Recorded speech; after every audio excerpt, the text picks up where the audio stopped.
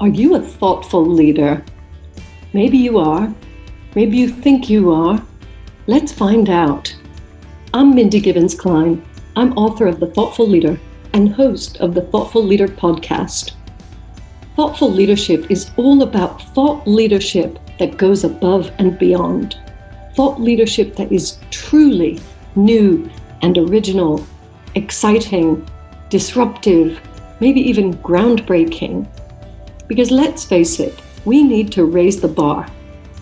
My guests and I are absolutely obsessed with finding truly original thought leadership, and I'm going to bring you so many exciting ideas and opportunities, things for you to think about, and chances for you to push your thinking that you'll be very glad you tuned in.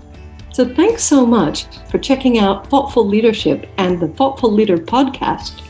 I look forward to connecting with you very, very soon. Welcome to the show. My guest today is the amazing thoughtful leader, Susan Heaton-Wright. Hello, Susan. Hi, thank you very much for having me on your show. Of course, you are a thoughtful leader. Now, I'm allowed to say that, and we encourage our guests and everybody we meet not to call themselves thought leaders or thoughtful leaders, but you are one. So you've been selected to share your wisdom today. Thank you. Of course. You know something about being thoughtful, and in both senses of the word. So in this podcast, we do talk about thoughtful considering things and also thoughtful considering people. What's your take on thoughtful leadership? Do you know, it's interesting because I come from a spoken communication background, and there are two types of people, I believe. There are those that are considered and think before they speak, and other people who speak as they are thinking. And you're going, yeah, I get those people. And from what you're saying from the introduction, there is value in considering what you say before you speak. Yeah, what happens nowadays, because so many things are put online, they have a longer shelf life, shall we say. And whereas before, let's say the 1980s, I know you weren't around then, but you would just be talking, having a normal conversation. Now it's recorded, the video is there forever on YouTube. So I think people need to think even more nowadays. Would you agree? Absolutely. And you've hit a nail on the head. It's one thing with video because there are the nuances of the non-verbal communication. Our facial expressions, our gestures. But if it's written communication, such as a tweet or an email or a post that could be misconstrued, then the damage to you and also your relationship with other people could be terrible. Yeah. Well, people are going to do what they're going to do. Some people are doing mostly podcasts, videos, Facebook Live, whatever. Some people are mostly writing. And I think I agree with you. It's really important, if you don't have any other nonverbals, the audio version of this podcast is just audio. So hopefully they can hear the laugh in my voice. You see the vocal tone. Yeah. You are picking up on that, aren't you? And the pauses and the emphasis on particular words, that unless you were to write and perhaps bold certain words and use emojis, which I'm very much in favor of, things can be misunderstood. Yep. And I really think thoughtful leaders care about this stuff. They care about how they come across, how they're perceived, and the impact of their communication. So they're not just going to leave it to chance. So speaking of communication, this is your area, but what specifically are you the most passionate about when it comes to communications? I'm passionate that everybody has a voice at the table. It's all very well inviting people to a meeting and then the conversation is dominated by one or two people. But you and I know that we all have our own perceptions, our own experiences, our own expertise, and an opinion in a discussion is very powerful because it enables with the decision making to perhaps make a more informed decision. Yeah. And so my whole thing is about empowering people to step up, to feel confident about speaking, and to have some skills attached to that so that they can make that impact when they contribute. Yes, and you've done some really good work with people on an individual level, in a group setting. I got to watch you in action when we presented a couple of executive presence workshops. And this goes through everything. Everybody has to speak. And I think it's much better to be skilled and trained. But again, someone has to care. If they don't care, they're not going to spend the time, effort, and money improving their skills, right? Absolutely. And if there is a culture within the organization where this isn't valued, where in fact it's only certain people that in reality have a voice and opinion, then you might need to consider moving organizations. In the worst possible scenario, I think you would agree with that. Yeah. There's only so much you can do to change, but the organization's opinion and way it runs needs to change as well. Yeah, well, that's very true. I'm not here to change any organizational culture. No, I'm not here to, but just flagging up. Yeah. But if, as an individual, if you are really struggling and you've tried all of these different things, is there something wrong with the culture? Yeah, quite possibly. And you know my take on these things. I believe you and I are only talking to individuals at the moment, and it's individuals with their little headphones listening to us. So you've heard her, folks. This is your chance to consider, if you're a thoughtful leader, whether you're in the right place, whether you're going to be heard no matter what you do. You know, it may not be the place for you. That's pretty strong. So, Susan, would you be willing to talk to the listeners about a challenge that you have overcome in the past few years? It can be anything you like. I do ask most of my guests to talk about a challenge. It's up to you what you share and how you share it. Well, really, the challenge for me, which is the whole why of why I do what I do, is that I was a very quiet, anxious child, that even though I had a voice, I was told I shouldn't speak out. And I went through teenage years, which are always quite traumatic anyway, aren't they? Not having a voice. And even when I went to university, I was very quiet in tutorials. There were 3 other people in my tutorial. Yeah, I was so anxious about having an opinion, reading the work that I'd done to the other people, to the point that when I met my moral tutor, we had moral tutors at my university as well as academic ones, she said, "I can't believe what you're doing now. You were so quiet." And I know what it's like personally to be overlooked, to be undervalued, for my opinion to be ignored or to be spoken over.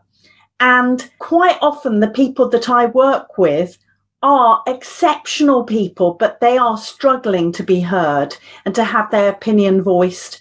And perhaps they're scientists that, you know, they work independently, or they work with 1 or 2 people and they are of the same mindset. But if they are delivering to another group, perhaps the board, where there are people that have different skills and expectations, they can possibly struggle and be underestimated. So that's really what I've overcome. Well, that's fantastic. I think other people are, well, not I think, I know other people are inspired by you, because I see social media, I see the results you're getting in the reviews. Would you be willing to tell us about a mistake you have made? It can be any time in your career or your life, but I always feel that we get to know the person from the story they choose to share and listening to how they dealt with whatever it was.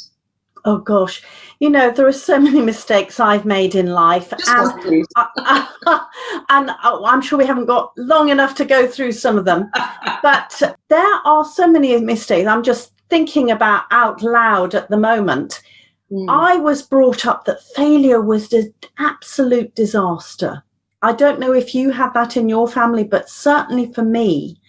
And, there was nothing worse than failure. So when I changed my mindset that a failure was actually a learning opportunity, and how can you get out of this? It became a positive. So thinking about because I have a music company as well, some of the things that have happened there, once or twice there have been people that for whatever reason, they were not 100% happy with the service, even though it was really good. Maybe there was something else going on, but they picked up on these things. On one occasion, there was a band that played, and it was incredible because they were meant to be doing swing music. After 4 pieces, the event planner panicked and said, nobody's dancing. They're listening, they're clapping, but I want them dancing. And this band changed the music they were doing completely so that they had boppy music and everybody was up and around afterwards. Absolutely incredible. But the event planner came back to me and said, I was really disappointed because they didn't play this number, which was a swing number. And, now I know that I should just have listened that actually the event planner was not pleased with the hotel and things like that. And I think that it would have been better if I'd just really listened and perhaps arranged to have a coffee with her, go into London, rather than say, well, hang on, you've got all of this stuff. And, that's hindsight. I mean, nothing awful happened from that, but I believe that we should allow somebody else to voice their opinion. And sometimes what is really worrying them will come out. So that's made me think about people who are defensive or who respond in a defensive way. That's actually made me think. This is the Thoughtful Leader podcast, and I'm now being thoughtful, but we don't have time to sit here and let me think about it. What is your thoughts about whether it's appropriate to respond in a defensive way, if it's ever appropriate? Because you're looking back now, but is it ever appropriate? That's a really, really interesting question. We are human beings. And if we have delivered 100% and we're passionate about what we're doing, and then somebody says something that's really derogatory, it can be very, very natural instinct to come up with the defenses. And there might be 1 or 2 occasions when somebody has been an absolute star. I was going to say, this is a family show. She's going to swear. A star. And, actually, the best thing to do is be defensive and throw something at that person. But I do believe in communication. It's a little bit like playing with fire. If somebody's throwing a fire at you, if you're water and calm, you can let that person, that the fire be extinguished by themselves, rather like a toddler when they're having a tantrum. When the toddler tantrum, the Toddler Tamer book is a great management book, believe me. So if you're a toddler and you just ignore them, they will run out of steam and think, well, I've not got an audience anymore.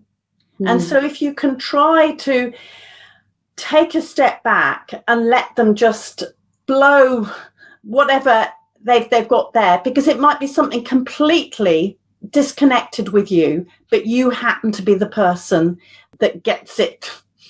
So that would be my recommendation. I think that it's worthwhile assessing, because there might be somebody that always is a star. And part of the deal with them is you've just got to throw something back and they go away and they're happy. We've all come across people like that. It's almost part of their deal. But for other people, take a deep breath, let them get over and then consider how you're going to respond. Yes, so thank you for bringing it back to the thoughtful leader philosophy. Although I'm always looking to expand on my ideas and explore new insights and areas. And we spend a lot of time planning and strategizing how we're going to put our message across. Not so much time how we respond. Well, you probably do more with your clients, but even still, I was just thinking now, is it defensive, or is there another sort of more positive word, which is maybe just standing in your power and asserting yourself? In fact, I'm sure that's what you're saying. Absolutely, because, you can listen to the other person and make sure that your non-verbal communication, you have got the power from that. But if we are leading, there are sometimes conversations that we have that are difficult for us, or there are going to be opinions that are thrown our way or criticism thrown at our way. And as a leader, we need to embrace that. If we always get defensive with that, we are not listening. It might be that the comment isn't relevant, that it's actually a personal attack, but you have the time, if you're listening, to assess that. That is so powerful. I could just talk to you for hours about this, because this is how we progress as human beings. This is how we boost our profile and just do business, but also how we do life. But unfortunately, we are kind of coming to the end of the interview. I guess people will want to connect with you and find out more. I'm not the only one. So what is the best way for people to find you? Where do you want them to look for you and connect? Well, my website is superstarcommunicator.com. And I'm on social media, particularly LinkedIn. There's only one Susan Heaton-Wright. Do say that you've listened to this podcast when you connect with me. I'm always delighted to connect with you. And I've also got my own podcast, which is Superstar Communicator. That's brilliant. Well, I encourage everybody to reach out, because it's very easy to listen to things and say, oh, yes, I'm inspired, and then move to the next thing. But if you guys have a chance, go that one step further and connect, and then you'll be able to continue learning from Susan and our other guests as we move forward. Thank you so much, Susan. I just wanted to say one other thing. I do have a 10 top tips to being a superstar communicator. So if anyone wants one, it's superstarcommunicator.com/10-top-tips, and I will give you the link. Yeah, we will put that in the show notes. We will definitely make sure that people can click and get straight there and continue learning from you. Thanks again for spending time with us today, Susan Heaton-Wright. Thank you. I hope you've enjoyed this episode of The Thoughtful Leader, and I hope it's inspired you to be more thoughtful as a leader in your business. Please consider subscribing and leaving a review. An important question for you. Do you want to create a culture of thought leadership in your organization? My best-selling book, The Thoughtful Leader, is available now on Amazon and many other sites in paperback, ebook, and audiobook formats. Please visit www.mindygk.com for more great content. That's www.mindygk.com. Speak to you again soon.